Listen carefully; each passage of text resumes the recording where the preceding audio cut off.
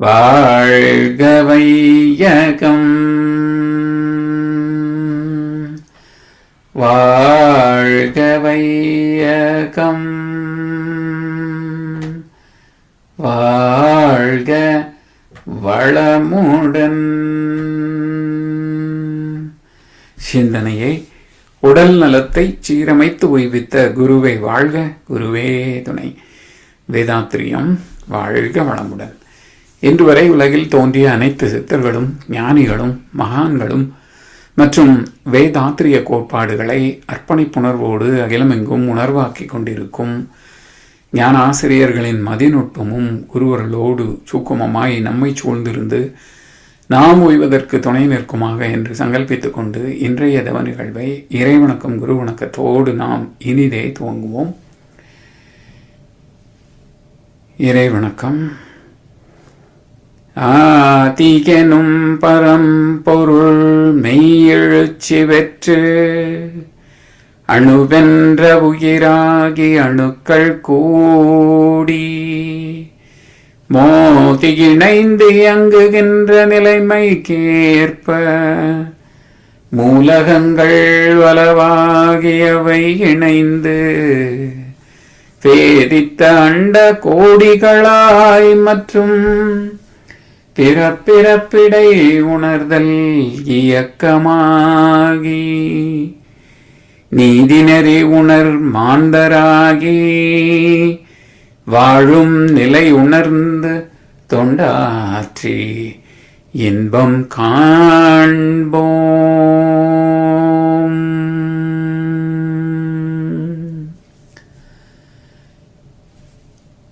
குரு வணக்கம் பாட அருள்நிதி ராதா ரவிச்சந்திரன் அம்மா அவர்கள்.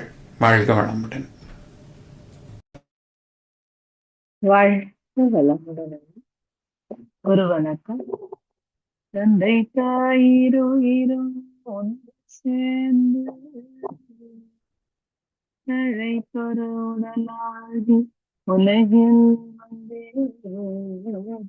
அந்த ஈருயிர்கள் பரமோமுற்று அழிந்தபடிகளின்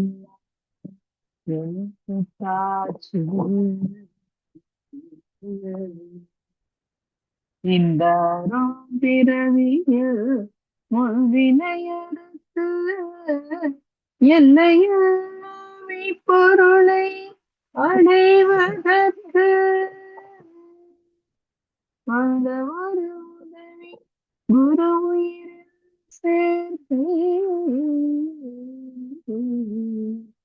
பணங்கி குரு திருவடி வாழ்த்தி வாழ்வோம். குரு திருவடி வாழ்த்தி வாழ்வோம். குரு திருவடி வாழ்த்தி வாழ்வோம்.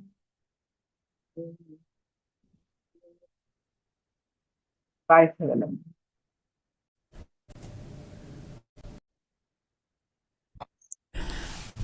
வாழ்க வையகம் வாழ்க வளமுடன். குரு வாழ்க, குருவே துணை.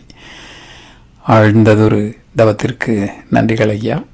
இன்றைய 9 மைய தவத்தை சிறந்த முறையில் வழி நடத்தி தந்த நமது பேராசிரியர் ஞானாசிரியர் அருள்நிதி ஸ்ரீராம் ஜெயபிரகாஷ் ஐயா அவர்களும் அவரது அன்பு குடும்பத்தினரும் அருட்பேராற்றல் கருணையினால் உடல் நலம், நீளாயுள், நிறை செல்வம், உயர் புகழ், மெய்ஞானம் ஓங்கி வாழ்க வளமுடன், வாழ்க வளமுடன், வாழ்க வளமுடன். நன்றிகள் ஐயா. தொடர்ந்து ஞானமும் வாழ்வும் கவிதை தொகுப்பிலிருந்து இன்றைய கவிக்கு விளக்கம் வழங்கி நம்மை சீராக வழிநடத்தின மூத்த பேராசிரியர் ஞானாசிரியர் அருள்நிதி பழனிசாமி வேல்சாமி ஐயா அவர்களை அன்போடு அழைத்தமைவோம். வாழ்க வளமுடன் ஐயா. வாழ்க வளமுடன் ஐயா. வாழ்க வையகம், வாழ்க வையகம், வாழ்க வளமுடன். குரு வாழ்க, குருவே துணை. சான்றோர் பெருமக்களே, ஞானமும் வாழ்வும் கவிதை தொகுப்பின் தொடர் சிந்தனையில் உண்மை உணர்வு பற்றிய பல கவிகளை பார்த்து வருகின்றோம். இன்றைய கவி உயர்ந்த அகத்தவம்.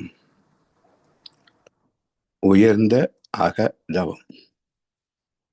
அகம் என்பது உள்ளே, அகம் பிரம்மாஸ்மி என்று வேத வாக்கியம் சொல்லும். எல்லாமே இறைநிலை தான். அதே இறைநிலை நமக்குள்ளாக இந்த உடலுக்கு மையத்திலே அமைந்து உடல் அனுபவங்களாக பெற்றுக்கொண்டிருக்கிறது. அதுவே பிரபஞ்சம் முழுவதும் நிறைந்திருக்கின்றது. எனவே தத்துவமசி என்று சொல்வார்கள். இப்படி அகம் பிரம்மாஸ்மி என்பது நம்மிலே இருந்து இறைநிலையை நோக்கிய பயணம். தத்துவமசி என்பது இறைநிலையிலிருந்து நம் வரைக்கும் வருகின்ற பயணம். ஒன்று முன்னோக்கி வருவது, இன்னொன்று ஃபிளாஷ்பேக், பின்னோக்கி போவது. அகம் அறியாமல் பிரம்மம் புரியாது. தேக ஆலயத்தில் தெய்வத்தை காண முடியாதவன் அகில அண்டத்திலும் காண முடியாது என்றார் ராமகிருஷ்ண பரமஹம்சர்.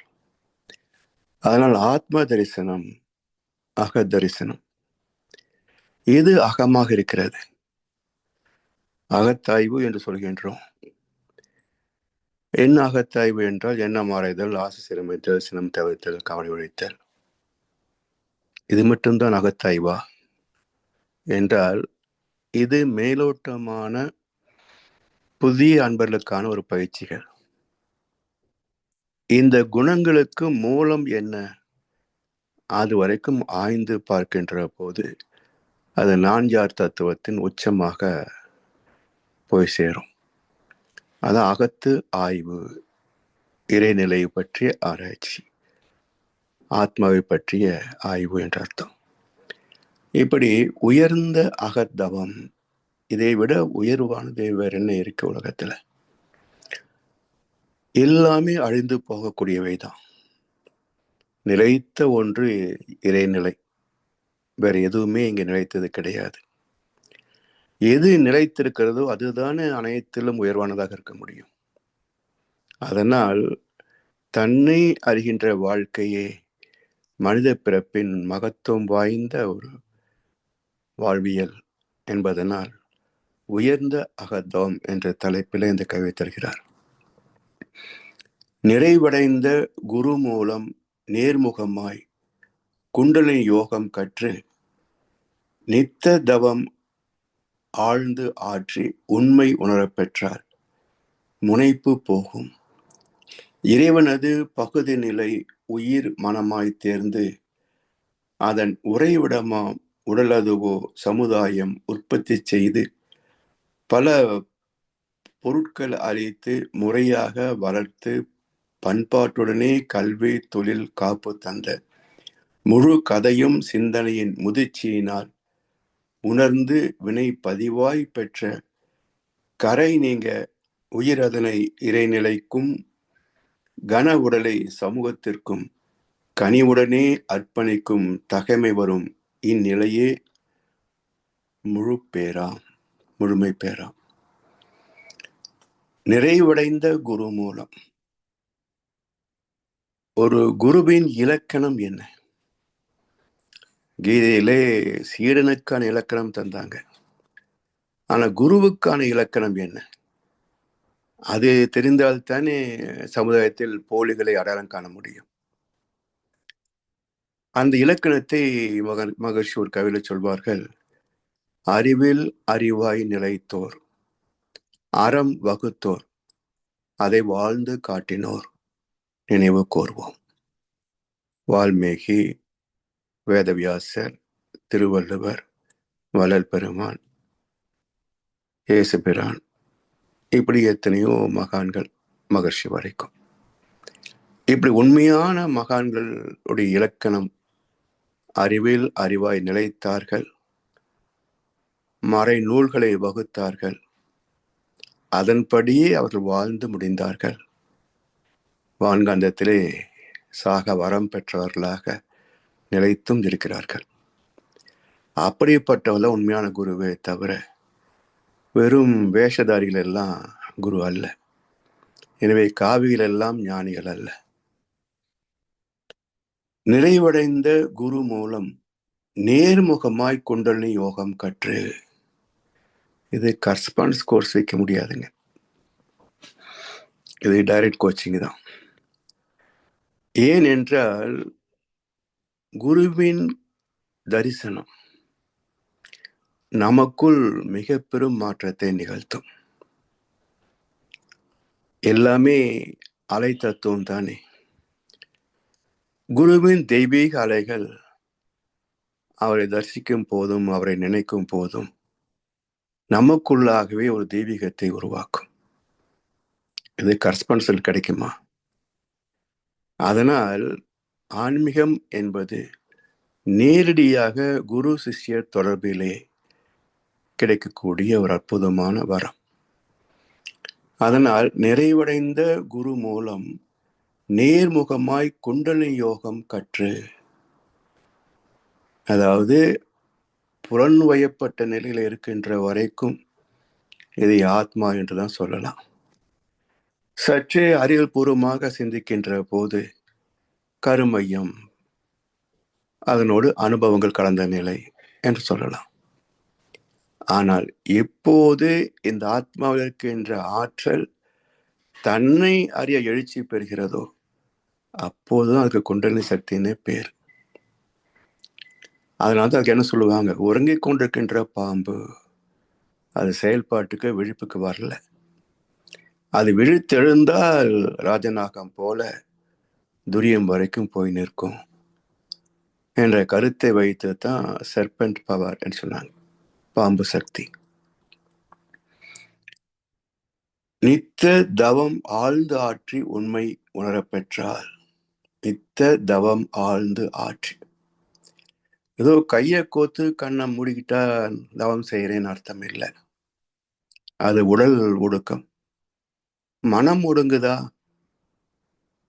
அதுதானே தவம். எனவே முதலில் உடல் குறிப்பிட்ட நேரத்தில் குறிப்பிட்ட இடத்திலே அமர்ந்து பழக வேண்டும். இது ஒரு பழக்க பதிவு.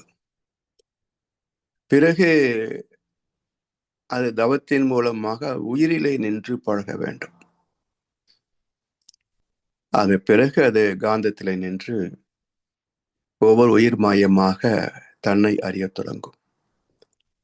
அதனால் நித்த தவம் ஆழ்ந்து ஆற்றி உண்மை உணரப்பெற்றார். அகத்தவம் சொன்னோம் பாருங்க, அதுவேதான் உண்மை. உள் அடங்கிய மெய்ப்பொருள் இறைநிலை. அப்ப உண்மை என்பது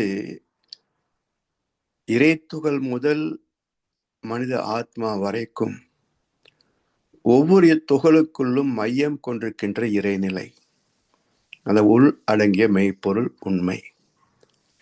அதனால் நித்தம் தவம் ஆழ்ந்து ஆற்றி உண்மை உணரப்பெற்றால், ஆத்ம தரிசனம் பெற்றுவிட்டால் முனைப்பு போகும்.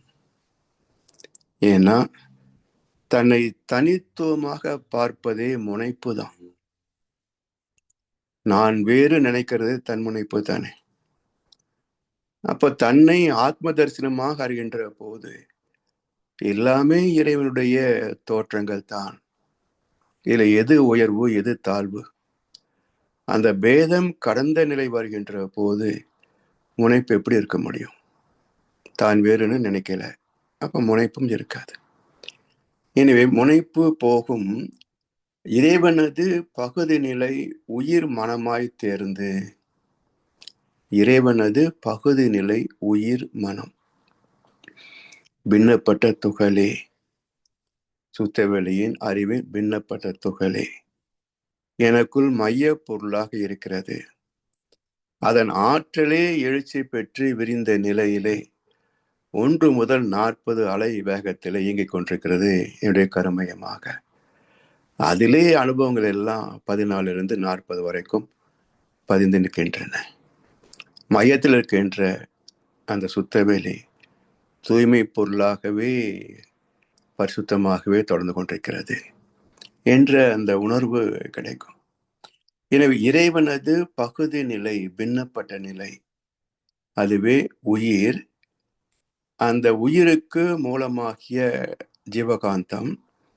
அந்த ஜீவகாந்தத்திலே பதிந்த பதிவுகளை அதே ஜீவகாந்தம் விளக்கு விசையாக வெளிப்படுகின்ற போது அந்த விளக்கு விசையிலே வந்த ஜீவகாந்தம் சுமந்து வருகின்ற பதிவுகளை மனம் என்று சொல்கின்றோம். அந்த மனமே மூளையில் மோதுகின்ற போது இது டீகோடிங். அந்த மனதிலே சுருங்கியிருந்த பதிவுகள் எல்லாம் 4 அலகுகளாக மூளையிலே பிரித்து காட்டப்படுகிறது. காலம், தூரம், பருமன், வேகம். இப்படி பகுதி நிலை உயிர் மனமாய் தேர்ந்து அதன் உறைவிடமாம் உடல் அதுவோ சமுதாயம் உற்பத்தி செய்து பல பொருட்கள் அளித்து. சரி, இது எங்க இருக்கு? இந்த உயிரும் மனமும் உண்மை பொருளாகிய இறைநிலையும் தனித்து இயங்க முடியுமா? அதுக்கு ஒரு கொள்களம் வேணும். அப்ப இந்த உடலை ஏன் உருவாக்கி கொண்டது ஆத்மா? ஆத்மா தனியாக வாழ முடியாது. ஆத்மா தனியாக எந்த சுக துக்கத்தையும் தூக்காது. அதற்கு உடல் என்ற ஒரு கண்டெய்னர் வேணும். அதனால் தழைத்து ஒரு உடலாகி 2 உயிர்கள் சேர்ந்த ஆத்மா அதுவே தழைத்து உயிராகி உடலாகி பிறகு இந்த உலகத்துக்கு வந்து சேர்க்கிறது.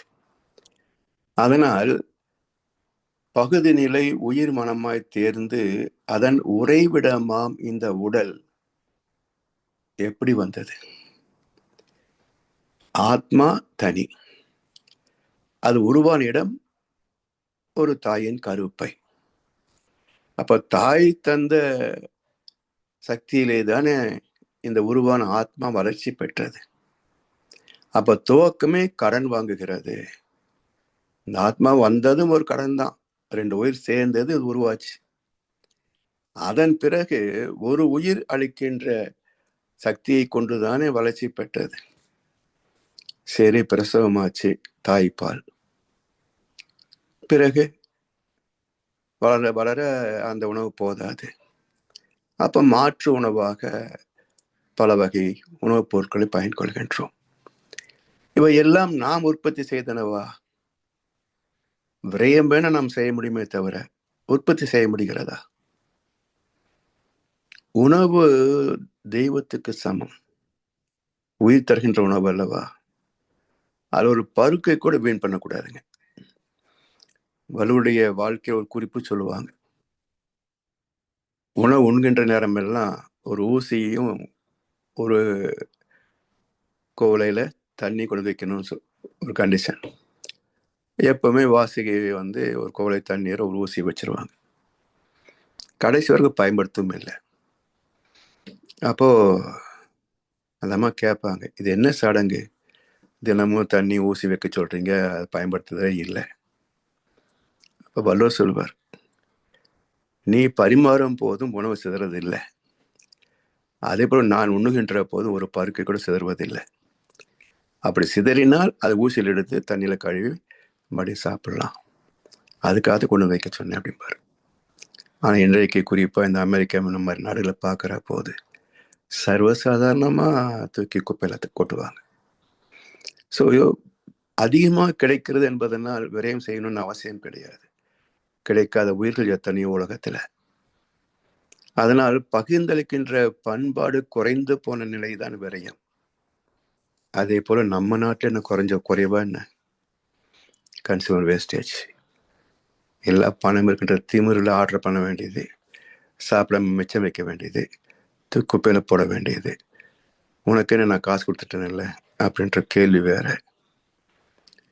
அதெல்லாம் அதனாலதான் ஏன் வியாதி வருதுன்னா, எந்தெந்த உணவெல்லாம் வீணடித்தோமோ அதெல்லாம் சாப்பிட முடியாத ஒரு நோய் வந்து சேரும். இதுதான் இயற்கையுடைய கட்டமைப்பு. எதெல்லாம் அலட்சியப்படுத்தினோமோ அதே நமக்கு கிடைக்க முடியாத ஒரு சூழ்நிலை வந்து சேரும். மனைவி அலட்சியப்படுத்துறோம், அவங்க சீக்கிரம் போயிட்டாங்க வச்சுக்கோங்க, அப்ப நம்ம படுற அவஸ்தை இருக்கு பாருங்க. இதுதான். ஆனா எதெல்லாம் அலட்சியப்படுத்துகிறோமோ அது இல்லாமல் துயரப்பட வேண்டிய சூழ்நிலை இறைவன் உருவாக்கி விடுவான். ஆனா எல்லாவற்றையும் இறைவன் அம்சமாகவே மதிக்கக்கூடிய பண்பு தான் உயர்ந்தது. அப்ப இறைவனது பகுதி நிலை உயிர் மனமாய் தேர்ந்து அதன் உறைவிடமாம் உடலதுவோ சமுதாயம் உற்பத்தி செய்து பல பொருட்கள் அளித்து உணவு மட்டுமா கொடுக்குது? எத்தனை வசதிகள், எத்தனை வசதிகள்! அவ்வளவும் நமக்கு தருவதற்காக யாரோ ஒரு மனிதன் உழைத்து கொண்டே இருக்கிறான். குடும்பத்தை மறந்து, தன்னை மறந்து, ஆராய்ச்சி கூடங்களிலே இருக்கின்ற ஜீவன்கள் எத்தனை பேர்! இன்றைக்கு ஏஐன்னு சொல்லி நம்ம எத்தனையோ பயன்படுத்துகின்றோம். ஒரு மனித மூளை கண்டெடுத்த குழந்தை தான் ஏஐ. இதை கண்டெடுப்பதற்கு அவர் எத்தனை காலம் உழைத்திருப்பார் இல்லையா? அப்போ ஒவ்வொரு பொருளின் பின்னாலும் ஒரு மனிதன், தனி மனிதனோ கூட்டு அமைப்போ, அவருடைய உழைப்பு அதில் அடங்கியிருக்கு. அதனால தான் எந்த ஒரு பொருளையும் மேக்சிமம் எவ்வளோ யூஸ் பண்ண முடியுமோ அதை பயன்படுத்துவது தான் சிக்கனமான வாழ்க்கை. இருக்குன்றதுனால உதர்த்தனம் பண்ணக்கூடாது. எந்த பொருளாக இருந்தாலும் சரி, அது எந்த அளவு பயன்படுத்த முடியுமோ பயன்படுத்தணும். நமக்கு பயன் இல்லையா, அடுத்த நிலை வசதி இல்லாமல் இருப்பாங்க, அவளுக்கு கொடுத்து எதுக்கு பரன் மேலே அடுக்கி வச்சுக்கிறோம்? இந்த பரன் மேலே அடுக்கி வச்சிருக்கிறதெல்லாம் எடுத்து வெளியே வச்சிங்கன்னா அது பெரிய டிபார்ட்மெண்ட் ஸ்டோரே ஓப்பன் பண்ணலாம். எதுக்கு இதெல்லாம்? தேவை வரும்போது மறுபடியும் வாங்கிட்டா போகுது. எனவே மனசுலையும் குப்பை வச்சக்கூடாது, வீட்டுக்குள்ளேயும் குப்பை வச்சக்கூடாது. இப்படி எல்லாமே சமுதாயம் அளித்த உடம்பு. ஸோ சாமி சொல்லுவாங்க, the existence of your own body itself shows you are indebted to the society. இந்த உடல் இருக்கின்றதே ஒரு நிரூபணம் தான். இந்த சமுதாயத்திற்கு நான் கடமைப்பட்டிருக்கிறேன், கடன் பட்டிருக்கிறேன். ஆனால் கடன்காரன் இல்லாமல் யாரும் இங்கே இல்லை. எல்லாரும் கடன் பட்டுத்தான் வாழ்கிறோம். அந்த கடனை திருப்பி கொடுக்கணும் இல்ல? எந்த அளவுக்கு திருப்பி கொடுக்கிறோம்? இதில் ஒரு கணக்கு உண்டு. சமுதாயத்திலிருந்து எடுத்துக்கொண்டே இருப்பாங்க. சென்னையில் எத்தனையோ ஃப்ளட்ஸ் வந்திருக்குங்க. ஒரு மந்திரி ₹1 கொடுத்ததாக சரித்திரம் உண்டா? ஒவ்வொரு நாளும் கோடி கணக்க திருடுறான். ஒரு இயற்கை சீற்றம் வந்தது, ₹1 கொடுத்ததாக சரித்திரம் உண்டா? நாம தான் கொடுக்கிறோம். அதுல லேபிள் ஒட்டிக்கிட்டு திருடிக்குவானுங்க. கயமையிலும் கைமைன்னு சொன்னா இந்த அரசியல்வாதிகள் தான். எங்க மாதிரி கேட்டுக்கிட்டு ஜென்மங்களை பார்க்க முடியாது. அது மாதிரி எல்லாவற்றையும் வாங்கிக்கிட்டே இருக்கிறோம், ஒரு பைசா திருப்பி தரதில்லை. இவனுக்கு என்ன பேருங்க? எடுப்பது அதிகம், கொடுப்பதே இல்லைன்னா? இப்போ வீட்டில் திருடன் வர்றான், திருடிட்டு போகிறான், ஏதாவது மிச்சம் வச்சுட்டா போவான், முடிஞ்சவர் திருடிட்டு போகிறான். அப்போ எடுப்பது அதிகம், கொடுப்பதே இல்லை என்றால் அவன் திருடன். திருடன். எடுப்பது அதிகம், கொடுப்பது குறைவு, மிச்சம் கடன். அப்போ கடன்காரன். எடுப்பது குறைவு, கொடுப்பது அதிகம். அப்படி கொடுத்தவன் யாரு? கர்ணன். எடுப்பதே இல்லை, கொடுப்பது மட்டுமே என்றால் இறைவன். எடுத்தும் கொடுத்தும் வாழ்பவனே மனிதன். எடுத்தும் கொடுத்தும் வாழ்பவனே மனிதன். இதுதான் இலக்கணம். அதனால் எந்த அளவுக்கு நாம் பயன் கொள்கிறோமோ அதை நாம் சமுதாயத்துக்கு திருப்பி தர வேண்டும். இது என்னுடைய சாமர்த்தியம், என்னுடைய உழைப்பு. என்ன உழைப்பு? அதே உடம்பு, அதே மூளை. என்ன எக்ஸ்ட்ரா உழைச்சிட்டோம்? மூளையின் திறமை இறைவன் தந்தது இல்லையா? உனக்கு என்ன கொண்டு வந்தீங்க சொந்தமா? என்னுடையதன் உரிமை பாராட்டுவதற்கு. சமுதாய சாசனத்திற்கு பேர சொத்துரிமை இருக்கலாம், ஆனால் இயற்கையின் சட்டப்படி சொத்துரிமை கிடையாது. எல்லாருக்கும் சொந்தம். உனக்கு ஒரு பங்கும் எனக்கு ஒரு பங்கும் உலகில் நிச்சயம் உண்டு. ஒவ்வொரு மனிதன் உழைப்பினாலும் உலகம் செழிப்பதுண்டு. இவனுக்குன்னு தனியா யாரும் இறைவன் கொடுத்ததில்லை. அதனால அந்த பொருட்கள் எல்லாம் அழித்து முறையாக வளர்த்து பண்பாட்டுடனே கல்வி தொழில் காப்பு தந்த. முறையாக வளர்ப்பது மட்டுமில்லை, பண்பாடு, கலாச்சாரம், கல்வி, தொழில், வாழ்க்கை துணை, மருத்துவம் எல்லாம் எங்கிருந்து நமக்கு கிடைக்குது? எல்லாமே இந்த உலகத்திலிருந்து தான் கிடைக்குது. அப்ப இந்த உலகத்திற்கு நம்ம எவ்வளவு கடன் பட்டு இருக்கிறோம்? இத்தனை நம்மால் திருப்பி செலுத்த முடிகிறதா? இப்ப உழைத்தாகணும். எனக்கு வசதி இருக்குன்னு சொல்லி வெறுமனே தின்னு தூங்கிக்கிட்டு இருந்தா இது என்ன மனித பிறப்புன்னு ஒரு யோசனை வருது இல்லையா? அதனால யாராக இருந்தாலும் உழைப்பு என்பது ஒவ்வொருடைய கடமை. நாம சாப்பிட்ற சோத்து உழைத்தாகணும். வெறும் மடத்தில் உட்காந்துட்டு நான் மடி அணிக்கிறேன் சொல்லிட்டு தண்டச்சோறு தின்னுக்கிட்டேன், இதெல்லாம் ஒரு பிழைப்பா என்ன? யாராக இருந்தாலும் ப்ரொடக்டிவிட்டி இருக்கணும். நான் எதை உழைத்து உற்பத்தி செய்தேன், ஏன்னா உழைப்பால் வந்த பொருளைத்தானே நான் சாப்பிட்றேன். அப்ப என்னோட உழைப்பால் ஒரு பொருள் வெளிவரணும் இல்லையா? அப்படி பண்பாடு, கல்வி, தொழில், காப்பு தந்த முழு கதையும் சிந்தனையின் முதிர்ச்சியினால் உணர்ந்து. சிந்தனை இருக்கு எல்லாருக்கும், சிந்திக்காத மனிதன் யார்? டிஜிட்டல் கிரைம் சும்மா பண்ண முடியுமா? அவனும் பாவம் கஷ்டப்பட்டு மூளை காசைக்கு எப்படி ஏமாற்ற முடியும் தானே கண்டுபிடிச்சு ஏமாத்திட்டு இருக்கிறான். ஸோ எல்லாரும் சிந்திக்கிறாங்க தான், ஆனா எல்லாம் கேது சிந்தனையா இருக்குது, ராகு சிந்தனையா இருக்குது. கேது சிந்தனையா இருந்தா பரவாயில்ல, எல்லாம் ராகு சிந்தனையா இருக்குது. அப்ப என்ன, எல்லாம் ராகு தோஷம் தான். என்ன ராகு தோஷம்? புலன் வழி வாழ்க்கையிலே தொலைந்து போன மக்கள், அதெல்லாம் ராகு தோஷம். சிந்தனையில உயர்ந்தால் அது கேது, ஞானக்காரகன். எனவே உயர்ந்த சிந்தனையின் முதிர்ச்சியினால் உணர்ந்து வினை பதிவாய் பெற்ற சிந்தனையிலே உயர்கின்ற போது வினை பதிவாய் பெற்ற கரை நீங்க உயிர் அதனை இறைநிலைக்கும். இந்த கரையை போக்குகின்ற வேலை யார் செய்ய முடியும்? தாய் தந்தை செய்ய முடியுமா? விஞ்ஞானிகள் செய்ய முடியுமா? சமுதாயம் செய்ய முடியுமா? இவர்கள் எல்லாம் வினைப்பதை கூட்ட முடியும், பாவத்தை கூட்ட முடியும், புண்ணியத்தை கூட்ட முடியும். நீக்க முடியுமா? முடியாது. அது ருத்ர சிவத்தால் மட்டுமே முடியும். ருத்ர சிவம் என்றால் துன்பத்தை தந்து ஆத்மாவை தூய்மைப்படுத்துபவன் ருத்ரம் என்பதற்கு பொருள். துன்பம் தந்து ஆத்மாவை சுத்தப்படுத்துபவன் ருத்ரம். அப்ப ருத்ர சிவம் என்பது இந்த ஆத்மாவை தூய்மைப்படுத்துகின்ற இறைநிலை. எப்படி தூய்மைப்படுத்துகின்றான்? அந்த பதிவுக்கு தகுந்த விளைவை தந்து விடுகின்றான். அப்போ ஒவ்வொரு பதிவாக வெளியேற ஆத்மாவில் இருக்கின்ற சுமை குறைந்து கொண்டே வரும். அப்படி எந்த அளவுக்கு சுமை குறைந்து பதிவு நீங்கி தூய்மை பெறுகின்றோமோ அந்த அளவுக்கு அந்த பரிசுத்த இறைநிலையோடு நாம் நெருங்கி நிற்கிறோம். அதனால் சுத்த தேகம், சுத்த மனம், சுத்த ஆத்மா, சுத்த வெளி. தூய்மைதான் தூய்மையோடு கலக்க முடியும். அசிங்கம் தூய்மையோடு கலக்குமா? அதனால் தூய மனம் இருந்தால்தான் அங்கே நிலைத்து நிற்க முடியும். அதனால் கரை நீங்க உயிர் அதனை இறைநிலைக்கும். இந்த ஆத்மாவை சுத்தப்படுத்துகின்ற கடமை. எனவே இந்த ஆத்மாவை நான் இறைவனுக்கு அர்ப்பணித்து விடுகிறேன்.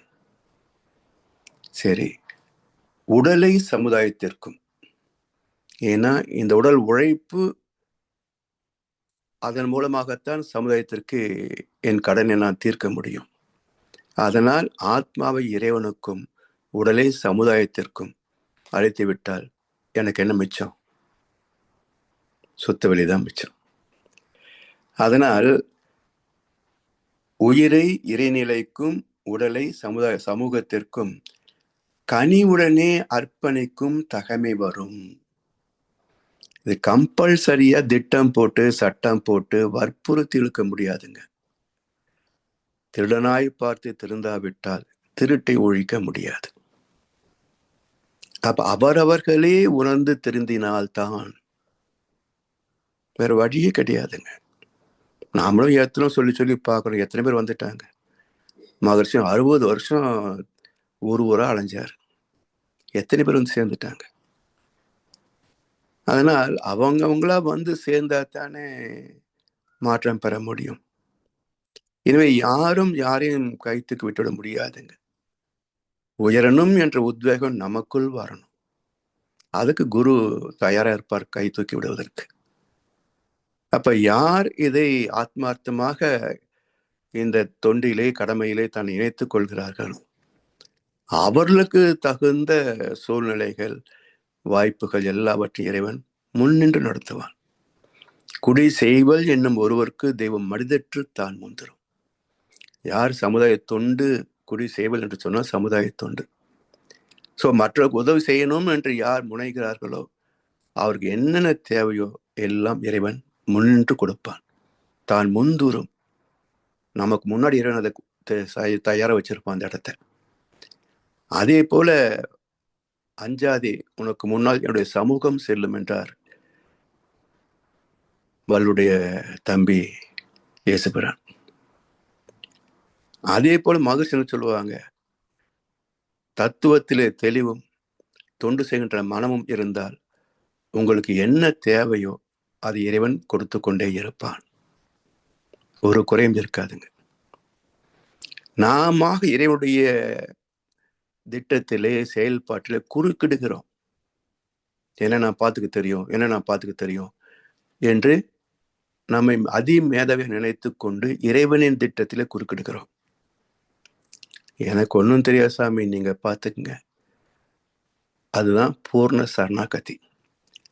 அப்படி ஒப்பு கொடுத்து விட்டால் இறைவனை நம்மை பொறுப்படுத்திக் கொள்கிறான். அப்போ எது எந்த இடத்துல நமக்கு தேவையோ அந்த இடத்துல கரெக்டா வந்து சேரும். வேற வேலையே நமக்கு கிடையாதுங்க. அதான் கீதையில என்ன சொல்லுவாங்கன்னா, என் கடமை உன்னை பாதுகாப்பது, உன் கடமை என்னோடு இணைந்திருப்பது. மிக சுருக்கமான, அதிகமா பேசப்படாத ஒரு ஸ்லோகம் இது. அதனால இறைவனின் கடமை மனிதனை பாதுகாப்பது, மனிதனின் கடமை இறைவனுக்கு நன்றி செலுத்துவது. அந்த நன்றி உணர்வு தான் இறை உணர்வு. அதனால் கரை நீங்க உயிரதன இறைநிலைக்கும் கன உடலை சமூகத்திற்கும் கனிவுடனே அர்ப்பணிக்கும் தகைமை வரும் இந்நிலையே முழுமை பேரா. என குறைய இல்லையே, வாழ்க்கையிலும் குறையில்லை, உடம்புக்கும் குறை தெரியாது. இருந்தா இருக்கிறோம், போனா போகிறோம், மிச்சம் என்ன? முழுமைத்தானே. அதனால் குறை ஒன்றும் இல்லை மறைமூர்த்தி கண்ணா. என்ன குறை வச்சிருக்கிற? எல்லாம் நிறைவா கொடுத்துருக்கிற. நான் தான் தொலைச்சிக்கிட்டு குறைன்னு அலல் பட்டுட்டு கிடக்கிறேன். எனவே தேடாதே தொலைந்து போவாய், தேடாதே தொலைந்து போவாய், தேடுங்கள் கண்டடைவீர்கள். ஓசோ சொல்வார், தேடுதலை நிறுத்துங்கள், தேடுவது கிடைக்கும். 3 பேர். தேடுங்கள் கண்டடைவீர்கள், இது இயேசுபிரான். தேடுவதை நிறுத்துங்கள், தேடுவது கிடைக்கும், ஓஷோ. தேடாதே தொலைந்து போவாய், ராஜேஷ்குமார் எழுதின கிரைம் நாவல். இப்படி நம்ம தேடி தேடி அவஸ்தைப்பட்டு இருக்கிறோம். இருக்கும் இடத்தை விட்டு இல்லாத இடம் தேடி எங்கெங்கோ அலைகின்றார் ஞானத்தங்கமே. அவர் ஏதும் அறியாடி ஞானத்தங்கமே என்னார் கண்ணதாசன். அவருக்கு ஒன்றும் தெரியாது. பெரிய மேதாவியா இருக்கலாம், படிச்சிருக்கலாம், பதவியா இருக்கலாம், ஆனால் வாழ்க்கையை பற்றி ஒன்றும் தெரியல. எனவே வாழ்க்கையை புரிந்து கொண்டால் தான் முழுமை பெறுகிறோம். என எந்த குறையும் கிடையாது. அந்த நிறைவான வாழ்க்கை எல்லோரும் வாழ வேண்டும் என்பதற்காகத்தான் மகசவர்கள் தன்னுடைய வாழ்க்கையை அர்ப்பணித்தார்கள். அதில் நம்முடைய கடமை அறவாழ்வின் நாட்டத்தை சிறக்கட்டும் என்று சொல்லி வாய்ப்பளித்த செவிமடுத்த அனைவருக்கும் நன்றி பாராட்டி இந்த உரையை நிறைவு செய்கின்றோம். வாழ்வளமுடன், வாழ்வளமுடன், வாழ்க வையகம். அருமை. தொடர்ந்து சீராக சிறப்பாக மகான் கவிகளுக்கு விளக்கங்கள் வழங்கி நம்மை வழி நடத்தி கொண்டிருக்கும் மூத்த பேராசிரியர் ஞானாசிரியர் அருள்நிதி பழனிசாமி வேல்சாமி ஐயா அவர்களும் அவரது அன்பு குடும்பத்தினரும் அருட்பேராற்றல் கருணையினால் உடல் நலம், நீளாயுள், நிறை செல்வம், உயர் புகழ், மெய்ஞானம் ஓங்கி வாழ்க வளமுடன், வாழ்க வளமுடன், வாழ்க வளமுடன். பாடல்கள் பாடி நிறைவு செய்யும் தருணம். வேதாத்திரிய பாடல் பாட அருள்நிதி ஜமுனாராணி அம்மா அவர்களும், பிரம்மஞான கவி பாட அருள்நிதி ராதா ரவிச்சந்திரன் அம்மா அவர்களும், உலக நல வாழ்த்து பாட அருள்நிதி பிருந்தா கார்த்திகேயன் அம்மா அவர்களும். வாழ்க வளமுடன். வாழ்க வளமுடன். வாழ்க வையகம், வாழ்க வளமுடன். வேதாத்திரியம். ஓரில்லா நல்லுலகம், பொருள் துறையில் சமநீதி, நேர்மையான நீதிமுறை, நில உலகுக்கோர் ஆட்சி, சீர் செய்த பண்பாடு, சிந்தனையோர் வழிவாழ்வு, சிறப்புணர்ந்த பெண் மதிப்பு, தெய்வ நீதி வழிவாழ்தல், திருவிழா தவிர்த்தல், சிறுவர்கட்கு விளையாட்டு, செயல் விளைவு உணர்கல்வி, சீர்காந்த நிலை விளக்கம், பார் முழுதும் உணவு நீர் பொதுவாக்கு, பல மதங்கள் பல கடவுள் பழக்கம் பொழித்து, உண்மை ஒன்றை தேர்ந்தெடுதல், உண்மை ஒன்றை தேர்ந்தெடுதல். நன்றிகள் ஐயா. வாழ்க வளமுடன். வாழ்க வளமுடன். இனிமையான பாடல். இறைவெளியே தன்னிருக்க சோர்ந்தழுத்தும் மாற்றம், இதன் திணிவு மடிப்பு விழ சுழலும் நன்விண்ணாம், இதன் திணிவு மடிப்பு விழ சுழலும் நன்விண்ணாம், நிறைவெளியில் வின் சுழல நெருக்குகின்ற உரசல், நிலவெளியில் எழுப்புகின்ற நேரலைகள் காந்தமா, நினைவெளியில் எழுப்புகின்ற நேரலைகள் காந்தமா, மறைபொருளாம் காந்தம் தன் மாத்திரைகள் ஐவகை, மலைக்காதீர்வின் கூட்டம் மாபூதம் ஐந்துமாம், மலைக்காதீர்வின் கூட்டம் மாபூதம் ஐந்துமாம், முறையாய காந்தலை மனமாம் மதி உயர்ந்து உண்மை பெற மா பிரம்ம ஞானமா, மதி உயர்ந்து உண்மை பெற மா பிரம்ம ஞானமா, மா பிரம்ம ஞானமா.